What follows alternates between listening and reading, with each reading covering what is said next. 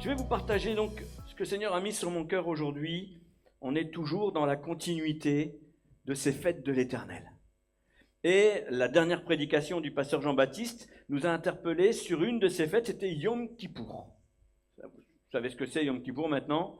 C'est le grand pardon, c'est le jour de la repentance, non seulement celle qu'on demande à Dieu, mais aussi celle qu'on accorde à ceux qui nous auront offensés.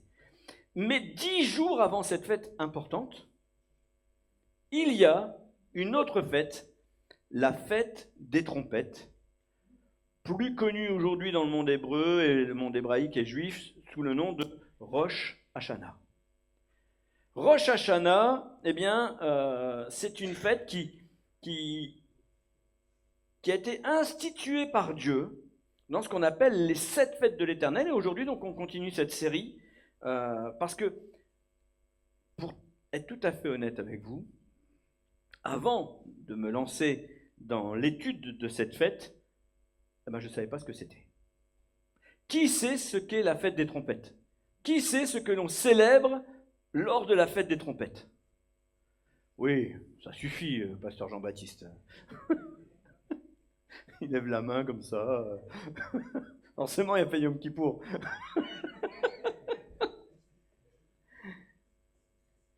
Alors, je suis honnête avec vous, mais moi, je n'étais pas tout à fait calé sur le sujet. Alors, on trouve les 7 fêtes de l'Éternel, je vous l'ai déjà dit, dans Lévitique 23, et on parle de la fête des trompettes au verset 24 et 25, mais ça ne nous dit absolument rien sur cette fête.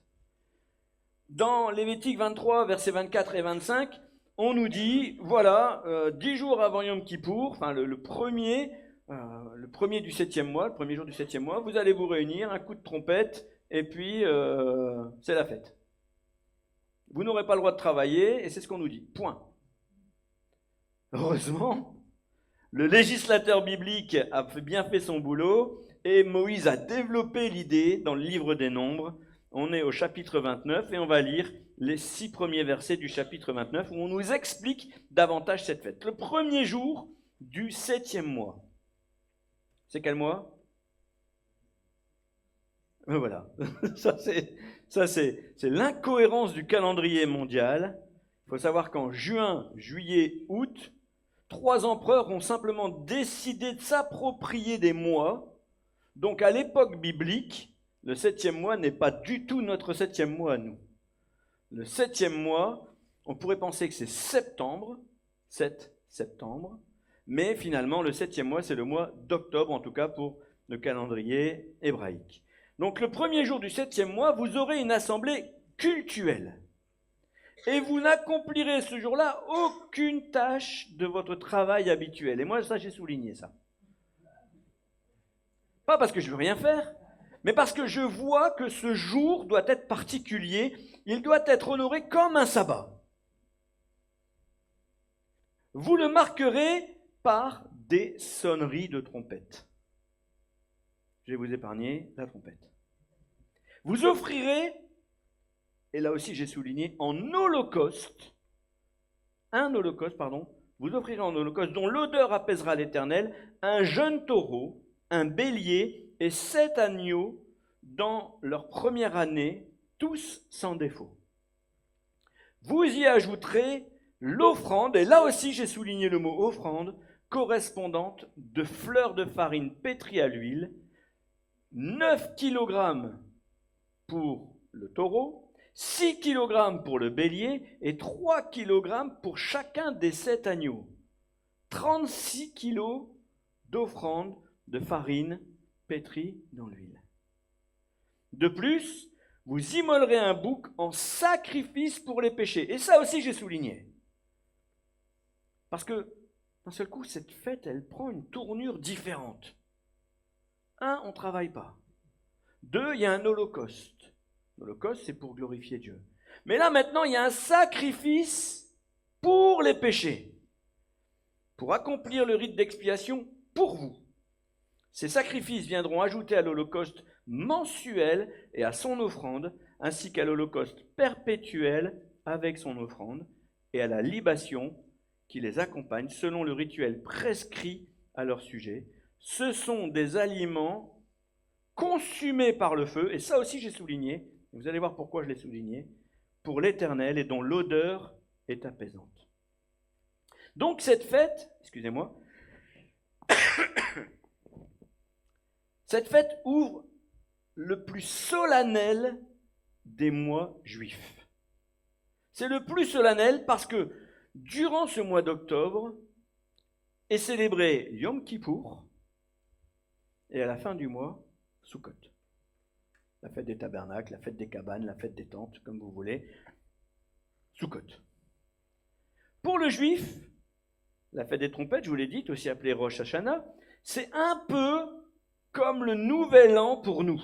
Je dis un peu parce que ça marque le début d'une nouvelle ère, mais il ne le célèbre pas du tout comme nous, avec rien à voir. Ils célèbrent, mais selon leur tradition. Voilà. Oui, nous, Nouvel An, c'est pas toujours, sauf quand on le fait à l'église. Merci de confirmer, c'est très gentil, surtout pour ceux qui nous écoutent, mais cela ne les regarde pas. Très bien. Donc, dans la valeur, c'est un peu comme Nouvel An, mais pas tout à fait. En quelque sorte, ces trois fêtes, les trompettes, Yom Kippour, Rosh Hashanah, Yom Kippour et Sukkot, suivent une trajectoire logique. Les trompettes, c'est l'appel. Yom Kippour, c'est la repentance et le pardon. Et Sukkot, c'est la réjouissance pour tout ça. Et tout ça sur le même mois. Voilà ce que célèbrent nos amis juifs. Dans l'Ancien Testament, les trompettes n'avaient pas qu'à jouer de la louange ou de la musique. Les trompettes avaient un rôle bien plus important que ça. Et d'ailleurs, n'y voyez pas les trompettes en cuivre. Voyez-y le chauffard. Je fais bien le chauffard. Hein. Vous avez vu comme je fais bien le chauffard? Je vous refais le chauffard? Ah, c'est gentil. Voilà, faut pas que la note soit juste parce que ça tremble un peu. Enfin, voilà, voilà, chauffard. Je ne sais pas si vous avez déjà eu l'occasion de souffler dans un chauffard. Et pour sortir un son, il en faut du souffle. Hein. C'est vraiment quelque chose de costaud. Et puis le chauffard, c'est fait généralement, alors pas toujours, hein, mais généralement dans une corne de bélier. Donc on voit aussi un sacrifice quelque part de l'animal qui offre, dans le meilleur des cas, juste une corne. Malheureusement, très souvent, ils n'offraient pas qu'une corne. Hein. Ils offraient le reste. Voilà, toute la tête y passait. Donc ces trompettes avaient des fonctions concrètes et symboliques. Pas seulement la musique. Je dirais même la musique, c'était plutôt le tambourin, c'était plutôt le luth. Les trompettes, elles servaient aussi à convoquer le peuple d'Israël devant Dieu. Les trompettes servaient à préparer le peuple au déplacement du camp. Souvenez-vous, on est là dans Lévitique et Nombre, on a encore face à nous un peuple nomade. On n'a pas des sédentaires. Très régulièrement, ils se déplaçaient ensemble. Donc, pour dire on va y aller, je profite, hein, comme vous appréciez. C'est le seul instrument dont je sache jouer. Hein. Fabrice ne me met pas la louange derrière un chauffard, hein, c'est pas la peine. Hein. Donc, elle servait aussi donc à préparer le peuple pour les déplacements. Et en plus, on sonnait le chauffard pour prévenir d'un danger ou pour appeler le peuple au combat. Quand il y avait la guerre, quand il fallait se défendre, on sonnait le chauffard. Cette fête des trompettes, donc, elle laissait planer une atmosphère solennelle. Et ça voulait dire quoi? Ça voulait dire, premièrement, réaliser que vous êtes le peuple de Dieu et il vous convoque. Rendez-vous compte? Parce qu'on ne convoque que les gens qui nous intéressent. Je ne sais pas si vous avez remarqué. Soit pour les virer, soit pour les augmenter. D'accord? Mais on ne convoque que les gens qui nous intéressent. On ne convoque pas les gens qui ne nous intéressent pas. Donc il y a une convocation de la part de Dieu. Et ça devait les réjouir, se sentir le peuple à part. Mais en plus, le chauffard disait, préparez-vous les gars. Vous allez comparaître devant Dieu. Et dans une semaine, ce sera le grand pardon. Enfin, dans 10 jours. Préparez-vous. C'est devant Dieu qu'on est appelé. Et la fête, finalement, semble volontairement tournée vers l'attente, vers l'annonce, vers le réveil et vers la préparation du jugement. Encore une fois, 10 jours après, Yom Kippour. Et c'est la direction que prend aujourd'hui encore la tradition juive dans le monde entier. Ils fêtent la fête des trompettes, Rosh Hashanah, comme ça, en se disant, voilà, on démarre une nouvelle ère, on démarre une nouvelle année, on veut bien le faire. On veut que ça démarre sur de bonnes bases. Donc, pendant 10 jours, là maintenant, on va se concentrer sur Dieu, on va se préparer. Peut-être aussi le point de faire le moment de faire le point sur les ardoises. Hein. Voilà. Ah ouais, lui, il m'a offensé. Ah, lui, je pense vraiment que je l'ai blessé. J'ai 10 jours pour faire mon introspection. Et dans 10 jours, je vais avoir cette occasion. Non seulement de demander pardon, mais aussi de pardonner. Et de recevoir le pardon de Dieu, ce qui n'est pas une mince affaire, parce que pour le juif, ça reste des fêtes primordiales. En plus, il se prépare au jugement divin, et cette fête des trompettes est très courte, juste une journée. C'est l'une des plus courtes chez les juifs, parce qu'à chaque fois leur fête, elle dure. Hein. Ah, ça pourrait être pas mal d'être juif, hein, pour les fêtes. Après, moi j'aime le saucisson, qu'est-ce que vous voulez que je vous dise? Voilà, comprendra qui veut.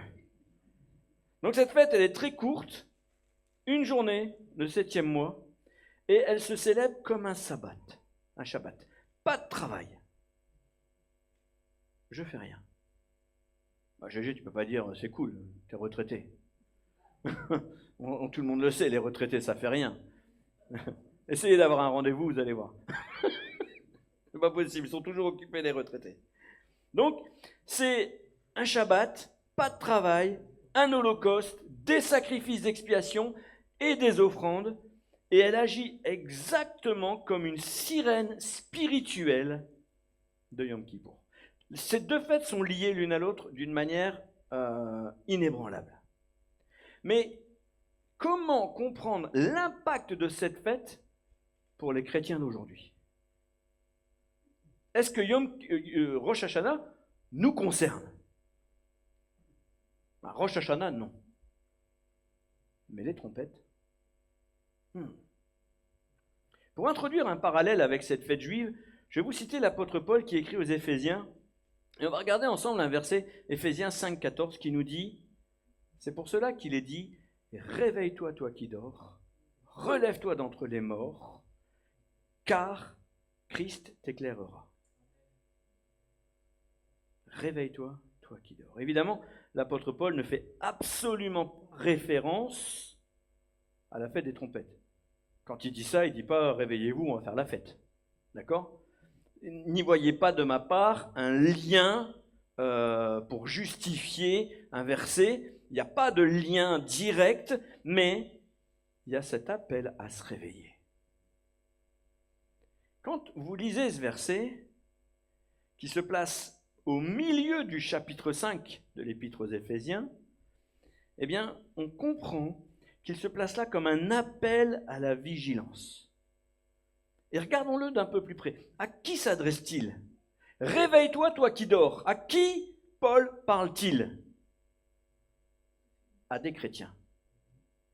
À l'église d'Éphèse. Il ne parle pas aux païens, parce qu'il dit « relève-toi d'entre les morts ». Les païens sont les morts. Les morts spirituels. Mais nous qui sommes en Christ, nous sommes vivants. Or, pour dormir, il faut être vivant. Ah ben, quand tu es mort, tu ne dors plus. On est d'accord? Parce que tu peux faire sonner un réveil. Non mais ça ne marche pas. Fais sonner un réveil à côté d'un mort, ça ne sert à rien. Donc, pour dormir, il faut être vivant. Il y en a qui allaient me dire il faut être fatigué. Je comprends. Mais pour dormir, il faut être vivant. Donc quand il dit « réveille-toi, toi qui dors », il s'adresse aux chrétiens endormis. « Relève-toi d'entre les morts ». Qu'est-ce qu'il est en train de nous dire ici, l'apôtre Paul? Il est en train de dire à ceux qui sont vivants spirituellement, à ceux qui confessent Christ qu'ils se sont endormis et qu'ils ont la même attitude que les gens du monde. Vous êtes dans le même état, comme si vous étiez morts spirituellement. Vous avez commencé à laisser rentrer en vous toutes sortes de corruptions. Réveillez-vous! Ne restez pas dans cet état, en train de regarder ce monde qui se perd et en flirtant avec lui. Nous aimons le monde pour les gens. Nous n'aimons pas le monde pour ce qu'il fait. On ne se permettra jamais de juger qui que ce soit. Ce n'est pas notre boulot. Notre travail, c'est d'annoncer la bonne nouvelle de Christ. Ça ne sert à rien d'annoncer la bonne nouvelle de Christ à des chrétiens. Allô? Oui, oui, ceux qui dorment. Non mais, est-ce que vous comprenez ce que je veux dire? C'est que si nous voulons faire notre travail, nous devons aller chercher ces gens du monde. Mais on ne doit pas flirter avec le monde. On ne doit pas faire comme le monde. Réveille-toi, toi qui dors. Relève-toi d'entre les morts. Et Christ t'éclairera. Il est la lumière. Comme Christ va t'éclairer, comme Christ va te montrer, il va te montrer qu'il y a des choses que tu ne peux pas faire. Tu peux avoir à cœur d'évangéliser les jeunes. Ce n'est pas une raison pour aller en boîte, fumer des puffs et boire des coups. Non mais, est-ce que tu vois la nuance? Est-ce que tu vois la nuance? Tu peux avoir à cœur les hommes, les femmes qui malheureusement sont dépendants de drogue, d'alcool. Ce n'est pas une raison pour faire comme eux en disant « Regardez, Dieu me garde ». Ne tentez pas Dieu. Il y a une nuance. Réveille-toi, toi qui dors, relève-toi. Ne reste pas parmi les morts. Tu ne donnes pas envie. Si ta vie chrétienne, c'est dormir, quel message tu partages? C'est quoi le but de tout ça? Ceux qui confessent Christ, certains sont endormis et finissent par mener une vie semblable à ceux qui sont morts. La Bible appelle ça faire des œuvres mortes. Voilà. Je fume, je bois avec eux, je m'éclate avec eux, mais je ne leur donne pas envie de venir à l'église. Je ne leur donne pas envie de donner leur vie à Christ. Parce que je rappelle que le but, ce n'est pas de venir à l'église. Le but, c'est de donner sa vie à Christ. Et si on vient à l'église, c'est parce qu'on a donné notre vie à Christ, parce qu'on veut célébrer Jésus avec nos frères, avec nos sœurs. Mais je ne me sens jamais obligé de venir ici. J'aime venir ici. J'aime être avec vous. J'aime être avec l'église. J'aime célébrer mon Dieu. Mais je ne me sens jamais obligé. Donc certains, oui, je vous dis, finissent par mener la vie semblable. Et tout le chapitre 5 nous invite à mener une vie d'enfant de Dieu digne de ce nom.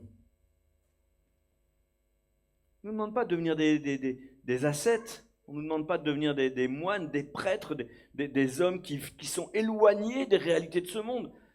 Il n'y a rien de pire que ça. Je me souviens, il y a quelques années, il y avait des livres et des musiques qu'on interdisait dans les églises.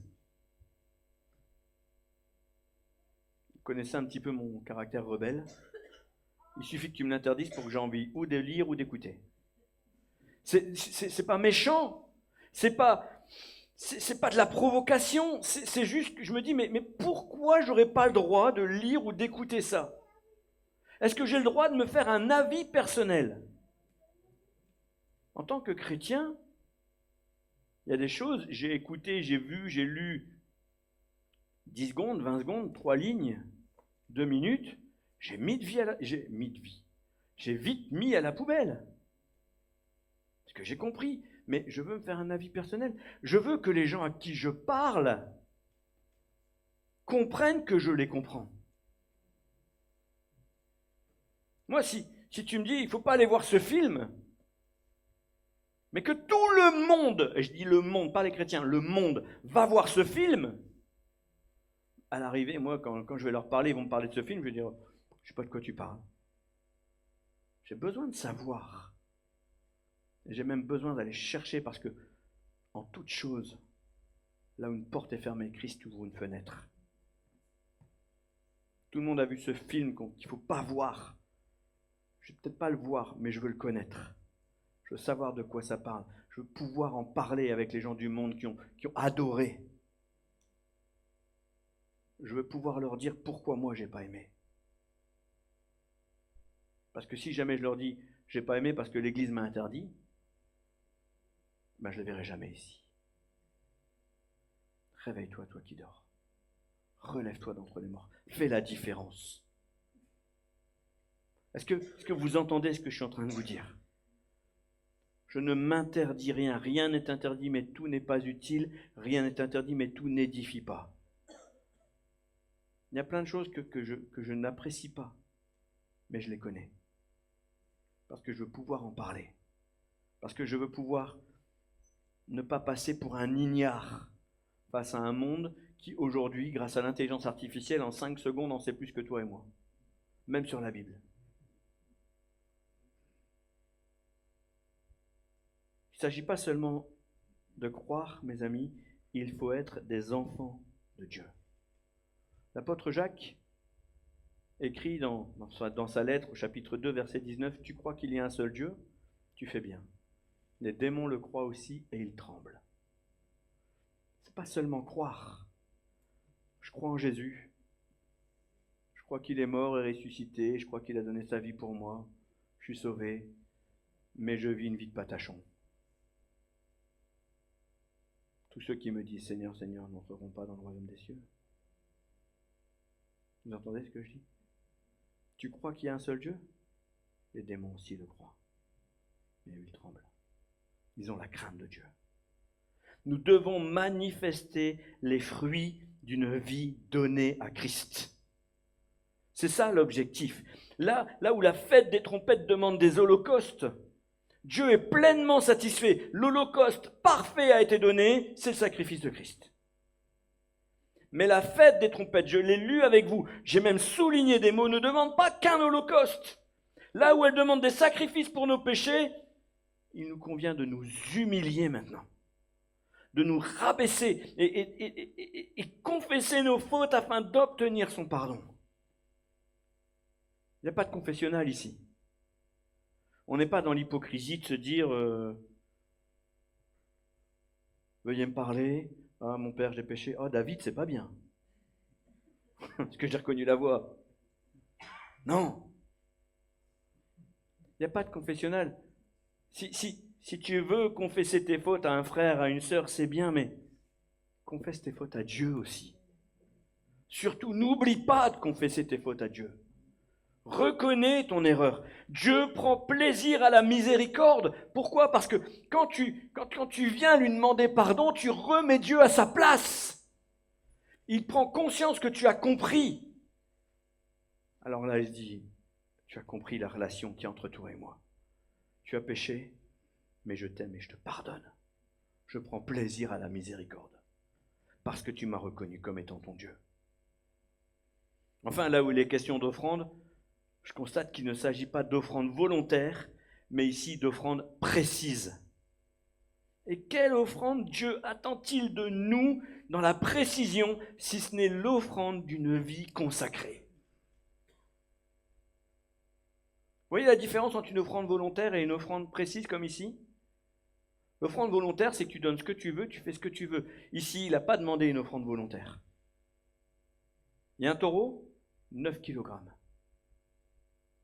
Il y a un bélier, 6 kg. Il y a des agneaux, 3 kg par agneau. Il y en a 7. C'est pour ça que j'ai insisté sur le 36 kg. C'était précis.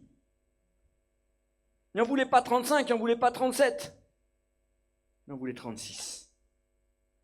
On ne va pas faire de numérologie biblique ce matin, ce n'est pas du tout l'objectif. Mais je veux que nous comprenions que l'offrande qui plaît à Dieu, avant toute chose, c'est une vie consacrée.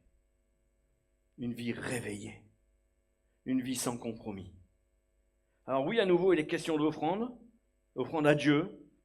Et au sein du christianisme, particulièrement en France, et peut-être même un peu en Belgique, je ne vais pas parler des autres parce que je ne connais pas les cultures ailleurs, mais en tout cas en France et en Belgique, on n'aime pas trop les offrandes. On n'aime pas trop qu'on nous dise ce qu'il faut donner, on n'aime pas trop ça, c'est souvent boudé. Pourtant Dieu, qui ne change pas, attend des offrandes de la part de son peuple. Amen. Pas moi qui le dis, hein.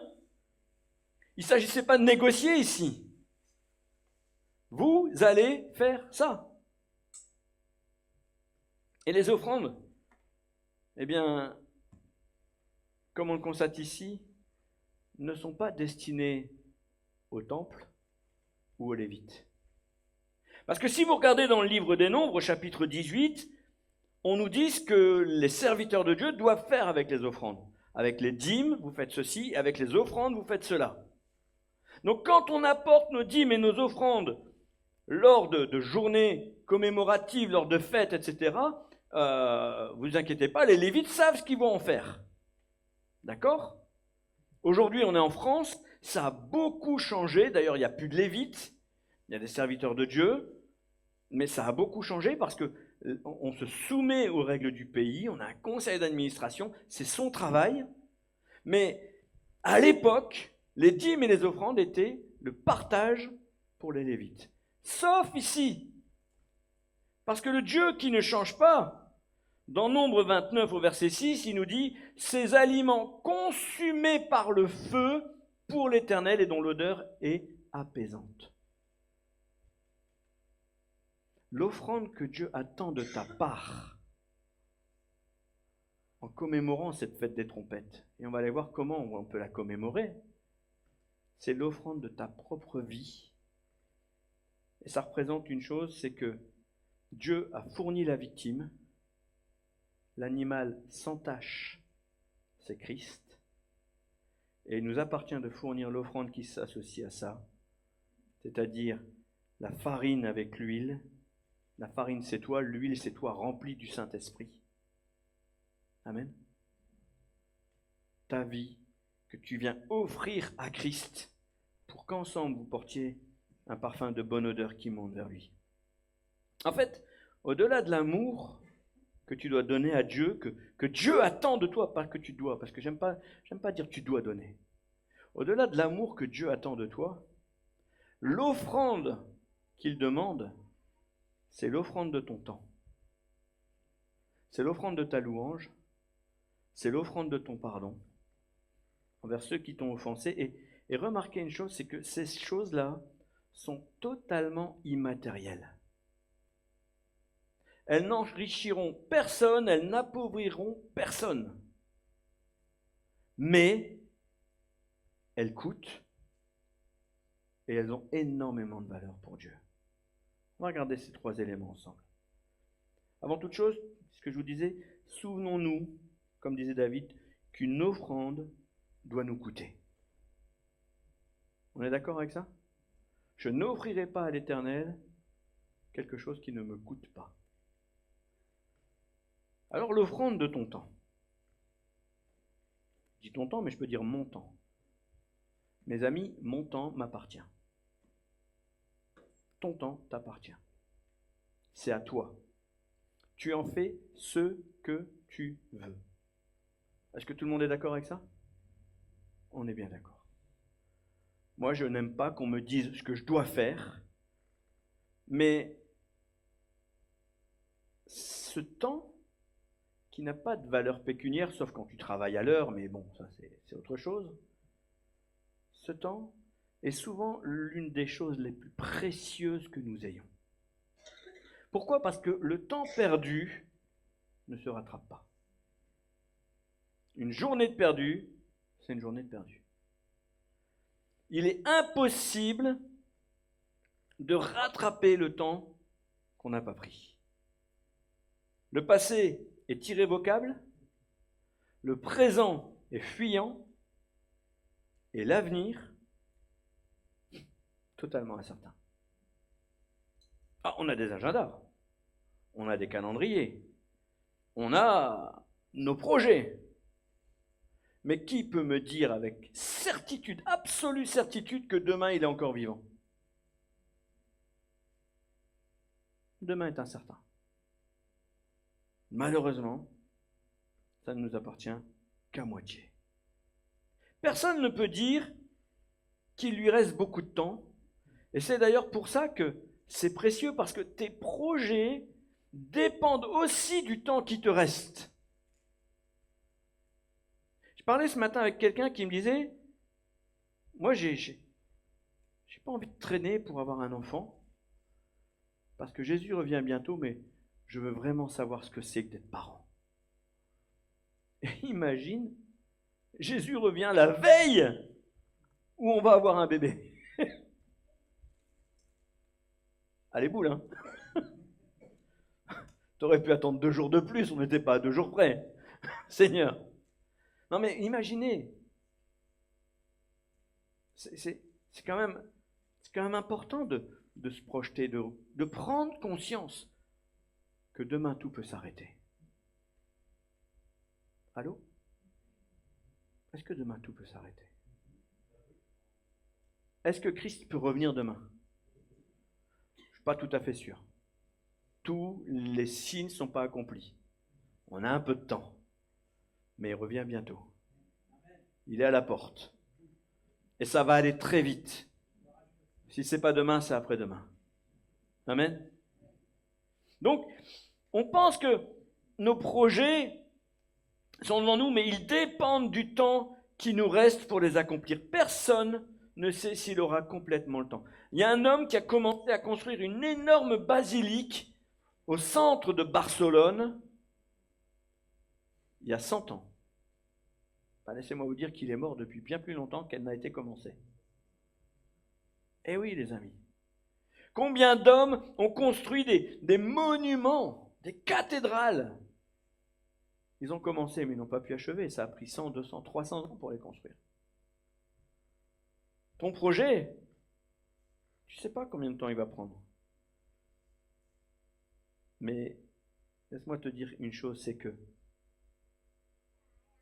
dans cette condition, quand tu as compris ça, donner ton temps à Dieu, ça a encore plus de valeur. Parce que tu es en train de lui dire, mes projets sont importants, mais passer du temps avec toi, c'est encore plus précieux. Dieu attend que tu lui offres ton temps, parce que ce n'est jamais une perte de temps. Jamais. L'offrande de ta louange, de ton adoration. Luc chapitre 14, verset 26 nous dit, « Si quelqu'un vient à moi, et s'il ne hait pas son père, sa mère, sa femme, ses enfants, ses frères et ses sœurs, et même sa propre vie, il ne peut pas être mon disciple. » Et là, vous vous dites, « Mais Fred, pourquoi tu as pris ce verset-là pour parler de l'offrande de ta louange ?»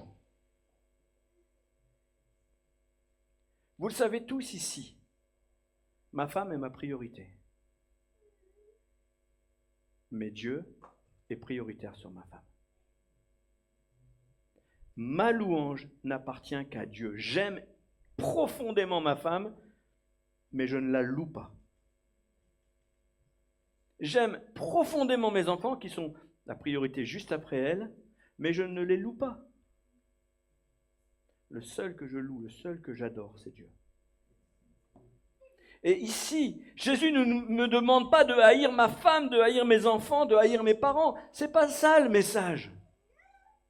Dieu est en train de dire, la louange, elle est pour moi.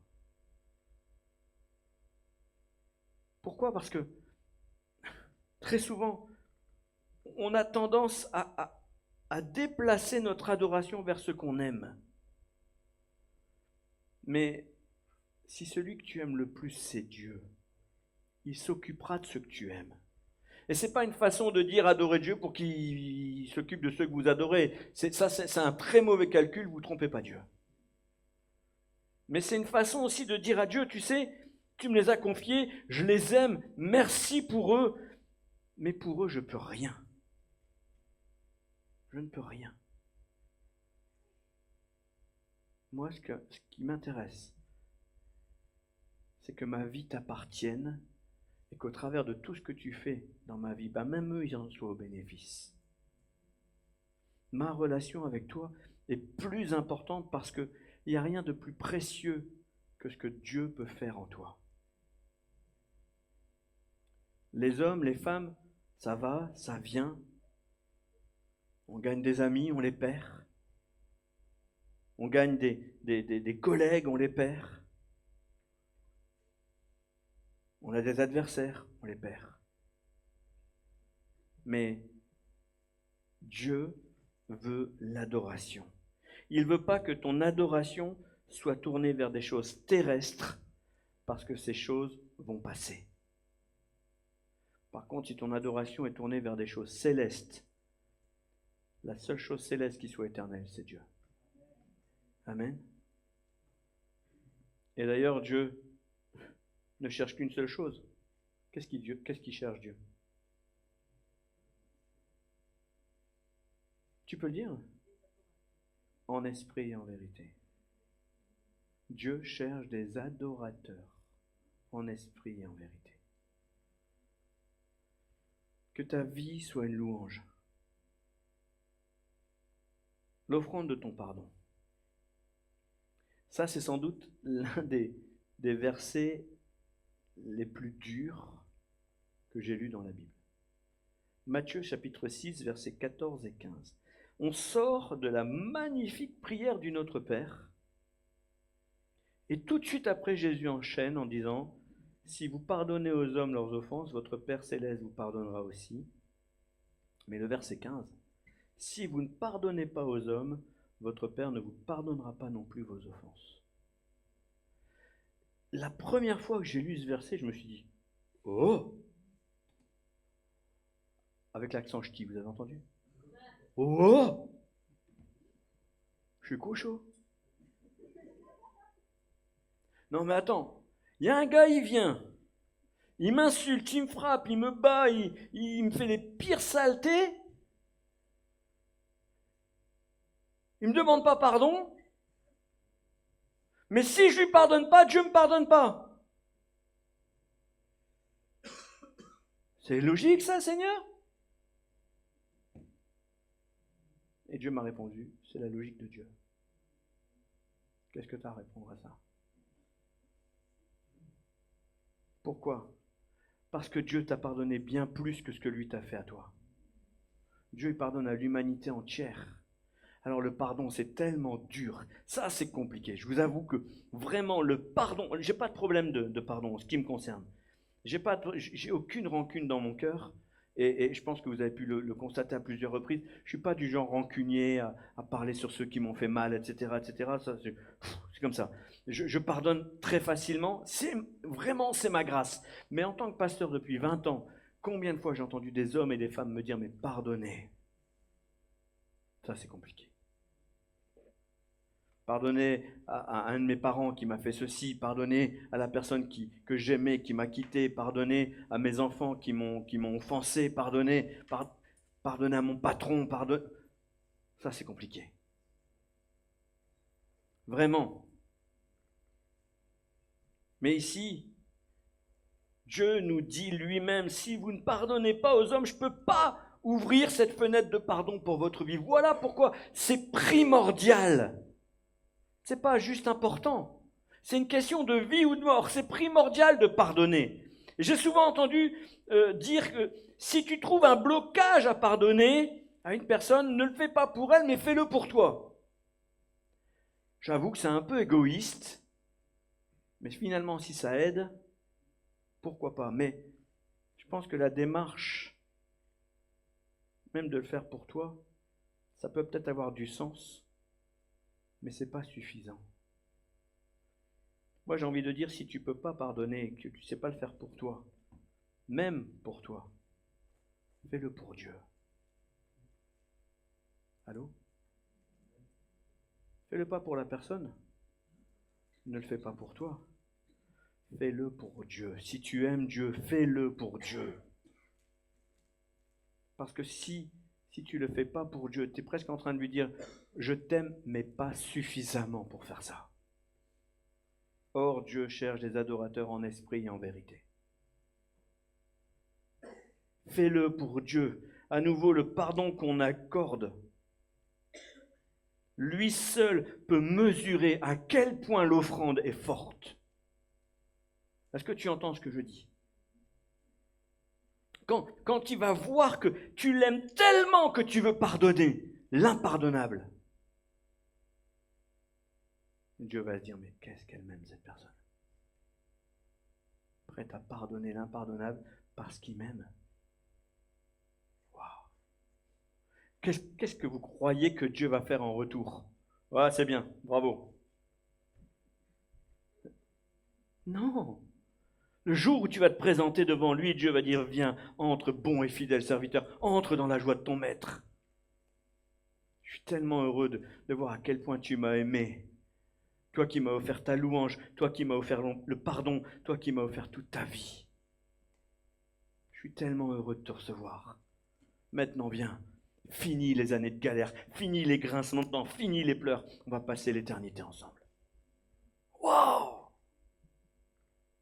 Vous savez, ces choses que j'ai citées, que ce soit ton temps, la louange ou le pardon, personne ne peut les acheter.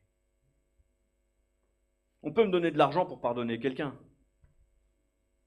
Ça ne change rien dans mon cœur. Honnêtement, même je ne le prendrai pas. On peut me donner de l'argent pour mon temps. C'est ce que font tous les patrons. Ils vous donnent de l'argent pour votre temps. Mais au ciel, que vaut votre argent? Tu peux me donner de l'argent pour que je dise des magnifiques choses sur toi. Mais je ne vais jamais tromper Dieu. La louange, le temps, le pardon sont pour Dieu. Et tout ça, ça n'a pas de valeur, ça ne se négocie pas parce que c'est dans le cœur que ça se passe. Et je vous l'ai dit, on peut tromper les hommes, mais on ne trompera jamais Dieu. En revanche, ce qui est certain, c'est que notre Seigneur sait parfaitement ce qui est en nous. Il mesure ce qui nous en coûte d'obéir à sa volonté. Tu peux très bien dire, moi cette semaine, je vais jeûner toute la journée de tel jour. Et là tout le monde va dire, waouh, il jeûne. Bravo. Sauf que ce que tu ne vas pas dire, c'est que de toute manière, tu n'auras pas le temps de manger. Voilà. Parce que tu as tellement de choses à faire ce jour-là que tu n'auras même pas le temps de manger. Donc tout le monde va dire, c'est magnifique. Dieu va mesurer, lui, en revanche. Si tu as l'habitude de sauter un repas facilement, pour lui, un jeûne, c'est pas quand tu sautes un repas. Pour lui, un jeûne, c'est quand tu en arrives au 3e, 4e, 5e jour. Là, on commence le jeûne. Encore une fois, je rappelle, je déconseille de jeûner si tu as un problème de santé. Ne fais pas ça, c'est dangereux. Mais si tu as à cœur de jeûner, tu peux le faire. Moi, je connais des personnes qui sont incapables de jeûner même un repas. J'en connais, vraiment. Mais je peux vous dire que quand ces personnes-là sautent un repas pour Dieu, ce qui peut être facile pour toi, a beaucoup de valeur aux yeux de Dieu. Quand une mère de famille qui travaille et qui élève ses enfants se lève 1 heure plus tôt pour faire son cours Insté, quand elle décide de passer 1 heure de son temps à prier ou à lire la Bible, ça a beaucoup plus de valeur que quand un pasteur fait la même chose. Quand un jeune qui galère dans ses études, qui est obligé de travailler pour financer ses études, mais qu'il paye sa dîme et qu'il participe activement à la vie de l'Église, au groupe de jeunes, Dieu le voit. Dieu n'est pas aveugle, Dieu n'est pas indifférent à ces choses. Et Dieu bénit. Vous savez, je pourrais multiplier les exemples, mais je sais que Dieu bénit. Amen. Est-ce que vous croyez que Dieu bénit ceux qui offrent des sacrifices comme ça à Dieu? Ou est-ce que Dieu dit, ouais, c'est bien, pas mal. Tu m'as donné 1 heure. T'as pas de temps, tu m'as donné 1 heure, tu aurais peut-être pu me donner 1h05. Dieu, il n'est pas comme ça. On le sait en lisant la parole de Dieu, faites un pas vers Dieu, il en fait 1000 vers vous. Amen. Mais c'est la vérité, les amis. Ne soyons pas chiches avec Dieu, ne soyons pas radins avec Dieu.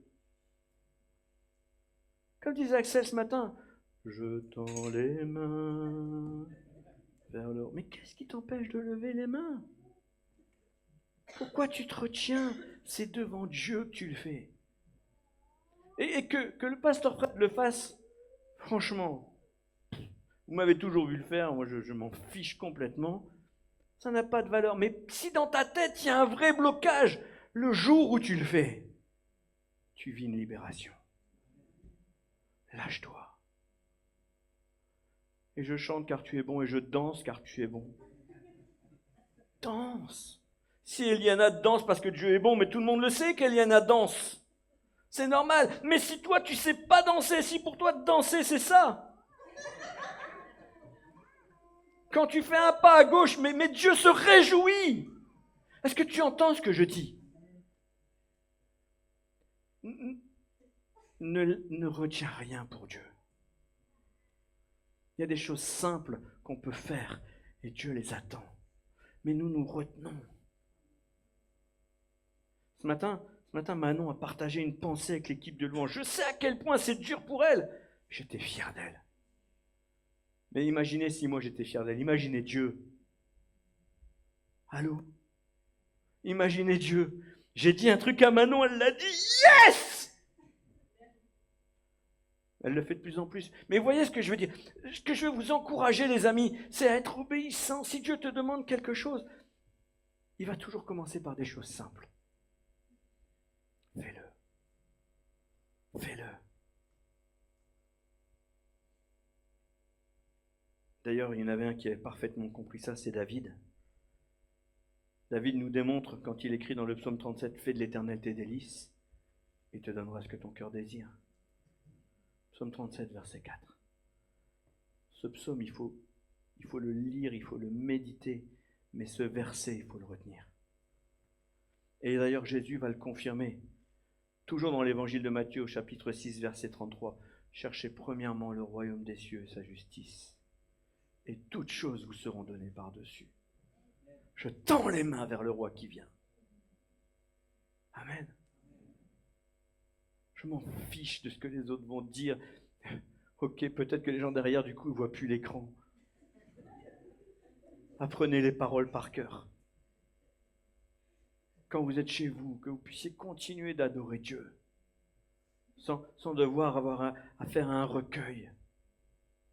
Que la louange habite votre cœur. Que ce soit en vous, que ça déborde. La fête des trompettes, mes amis, c'est un appel annuel à la vigilance pour les Juifs. Mais pour nous, la fête des trompettes, celle qui annonce le retour de Christ, ce retour que nous attendons parce qu'elle sonnera l'avènement de l'Église et son royaume, la fête des trompettes, c'est le souvenir commémoratif de Christ qui doit se faire dans nos cœurs tous les jours. On le fait avec la scène. La scène, pour nous, c'est la fête des trompettes. Amen. Les amis, est-ce que vous réalisez? On commémore Christ. Les Juifs, les Hébreux commémorent la sortie d'Égypte. Toi, tu commémores Christ. C'est pas la fête des trompettes, ça?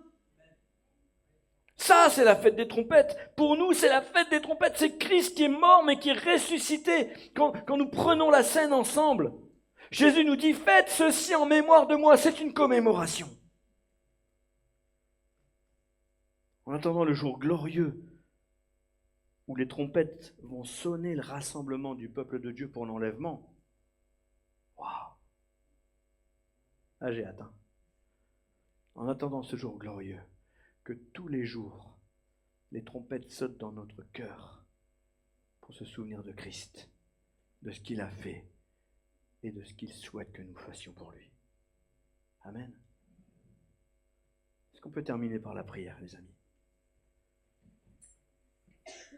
Oh Père éternel, avant tout, merci pour ta parole. Merci parce que quand on la lit, quand on l'observe, on comprend encore plus le Dieu merveilleux que tu es. Tu es un Dieu merveilleux. Et tes exigences sont tellement simples à accomplir que j'en suis à nouveau émerveillé. Père, c'est vrai, dans ma vie de tous les jours, c'est pas facile. Dans la vie de chacun d'entre nous, c'est compliqué parce que, oui, tu nous l'as dit, tu nous envoies comme des brebis au milieu des loups. La vie chrétienne, c'est pas une vie d'hommes et de femmes simples et faibles, c'est au contraire une vie pour des guerriers. Mais dans nos combats quotidiens, nous voulons nous souvenir que tu es notre Maître, notre Seigneur, notre Sauveur. Dans notre combat quotidien, nous voulons nous rappeler que l'essentiel, c'est de garder les yeux fixés sur toi parce que la trompette sonne et nous sommes privilégiés de l'entendre. Nous voulons nous souvenir de toi, Jésus, non seulement quand nous nous réunissons, mais aussi quand nous sommes seuls dans notre maison, derrière notre volant, à notre bureau, à l'école, dans nos affaires.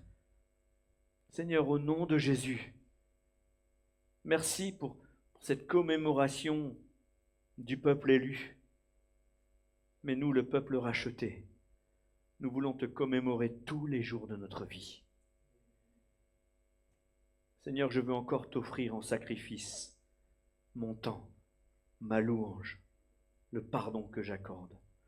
Et ma prière, c'est que chacun d'entre nous, et même celles et ceux qui sont derrière leurs écrans, puissent en faire autant, Seigneur. T'accorder l'offrande de leur temps, l'offrande de leur louange, l'offrande de leur pardon. Seigneur, tu m'as donné une raison de louer, tu m'as donné une raison de perdre mon temps devant ta face, tu m'as donné une raison de pardonner. C'est te satisfaire, toucher ton cœur et passer encore plus de temps dans ta présence. Merci Père au nom de Jésus pour cette merveilleuse assemblée. Je te prie de la bénir, de la renouveler, de l'encourager et d'aider chacun à réaliser que la trompette sonne dans sa vie et que tu lui demandes quelque chose. Que chacun d'entre nous puisse prendre conscience de ce que tu demandes. Peut-être sauter un repas, peut-être sauter une semaine, peut-être passer 10 minutes de plus dans ta présence, peut-être pardonner à l'impardonnable. Seigneur, que nous puissions entendre et accomplir ta volonté. Au nom de Jésus. Amen.